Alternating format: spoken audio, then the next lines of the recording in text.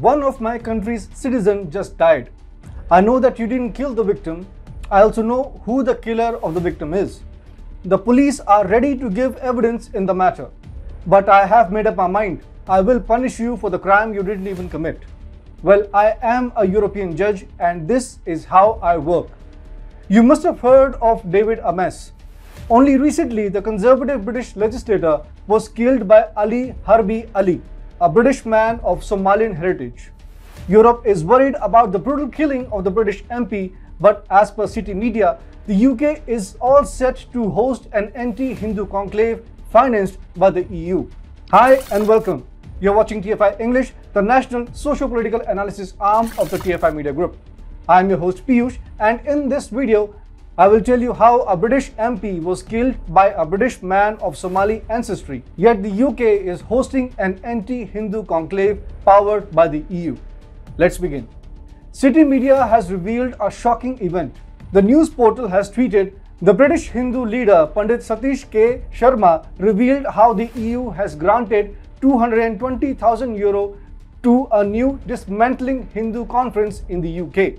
The event, which has been revealed by the British Hindu leader Pandit Satish K. Sharma exclusively to city media, adds up to the trend of growing Hinduphobia in Europe. This is particularly agonizing given the recent killing of a conservative British MP, David Ames. For the unaware, David Ames was a senior British lawmaker. He was the longest serving politician in the UK House of Commons with a political experience of around 4 decades. The UK Prime Minister Boris Johnson said he was deeply shocked and heartstricken by the gruesome killing.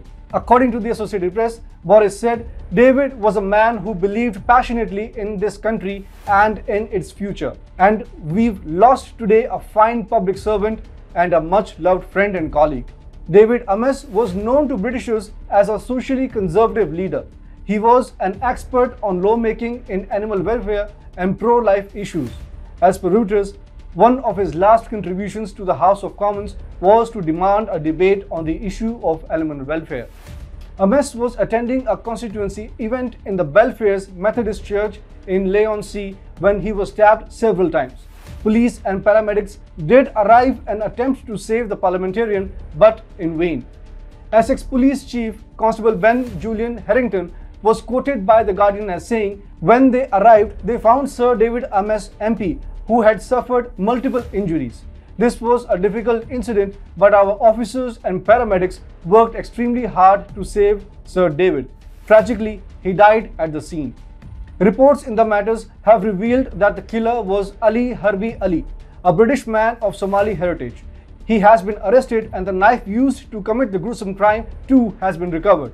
The police have said the British lawmaker's assassination was a terror incident and seems to be a lone wolf attack.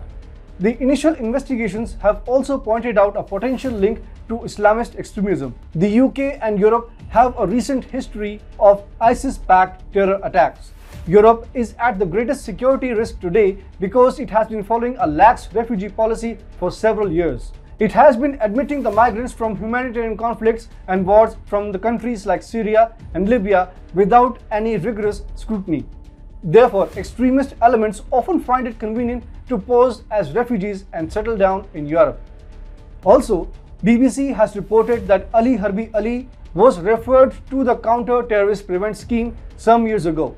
Even though he never became a formal subject of interest to the MI5, the United Kingdom's domestic counterintelligence and security agency. So what should the UK and even Europe do? Counter ISIS sympathizers and work against growing Islamist radicalism, right? But then it's the liberal Europe that we're talking about. So the EU has decided to sponsor another dismantling Hindu conference with a whopping €220,000.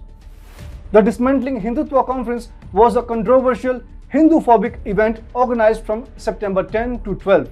The virtual event was co-sponsored by 60 plus departments or centers from 45 plus universities, mostly from the USA. Even as anti-Hindu elements globally tried to fuel this conference as a tipping point to spread Hinduphobia. Ironically, the dismantling Hindutva conference coincided with the 20th anniversary of 9/11 terror attacks that had claimed thousands of innocent lives. While the 9/11 terror attacks were carried out by Al-Qaeda, American intelligentsia was actually planning how to dismantle Hindutva.